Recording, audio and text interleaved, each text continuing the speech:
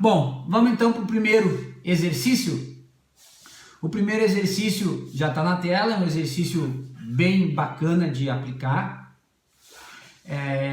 A gente tem um campo reduzido, subdividido em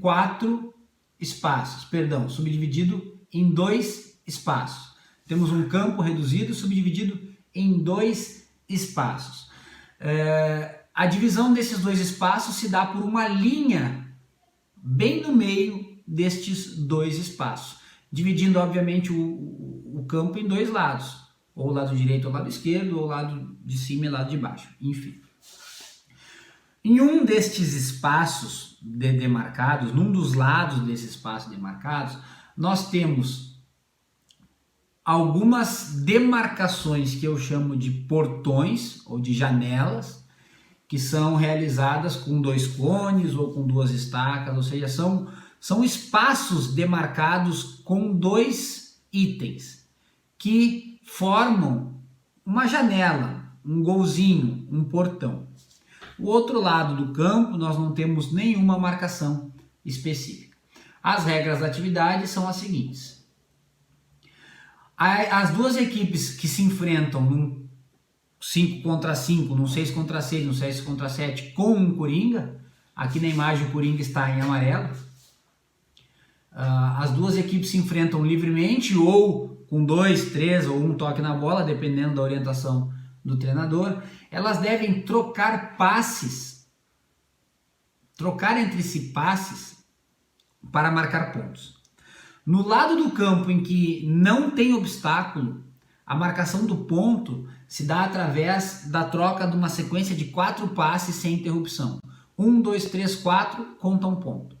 No lado do campo em que há os obstáculos, a marcação do ponto se dá quando há troca de um passe com a bola passando entre os 2 marcadores. Ou seja, quando um jogador conseguir fazer um passe para um outro jogador em que a bola passa por dentro, passa por entre os cones, passa pelo espaço da janela, passa pelo espaço do portão, um ponto. Então a dinâmica se dá dessa forma: de um lado do campo, para marcar o ponto tem que trocar 4 passes, do outro lado do campo, para trocar o ponto, a bola tem que ser passada entre os portões. É importante relembrar que quando se troca passes de um lado e se marca um ponto de um lado, obrigatoriamente na sequência se deve buscar o outro lado do campo. Ao concluir o objetivo de um quadrante, a equipe deve migrar para o outro quadrante. Vamos olhar na prática então como é que funciona essa dinâmica. Então é um espaço que tem subdividido em 2 espaços, um dos espaços com essas janelas que eu chamei, esses portões, esses gols, e do outro espaço livre, com uma linha demarcatória que divide ambos.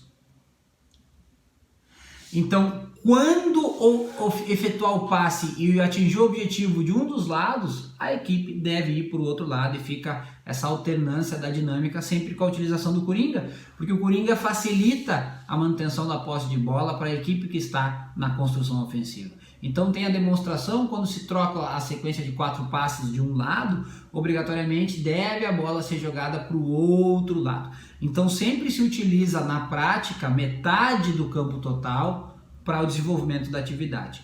Ao passo que se não deu de um lado, pode ser buscado do outro. Então tem essa alternância. Isso faz com que os jogadores precisem se movimentar, se deslocar com a bola em conjunto e descobrir, entender entre eles o momento de fazer esse deslocamento com a bola. Então nessa atividade fica-se indo, voltando, indo, voltando, indo, voltando. Para as equipes, no momento com a bola, a gente claramente trabalha movimentações de desmarcação, de circulação em conjunto com a bola, de deslocamento setorial em grupo com a bola, isso está muito claro. E no momento defensivo a gente trabalha a marcação por zona, a compactação, o balanço também em pequenos grupos, porque essa regra de alternar o quadrante da atividade proporciona essa necessidade. Esse é um exercício que pode ser aplicado em blocos de 6 a 8 minutos, 2 ou 3 blocos, com 1,5, 2 minutos de intervalo, sempre havendo a troca do Corinthians.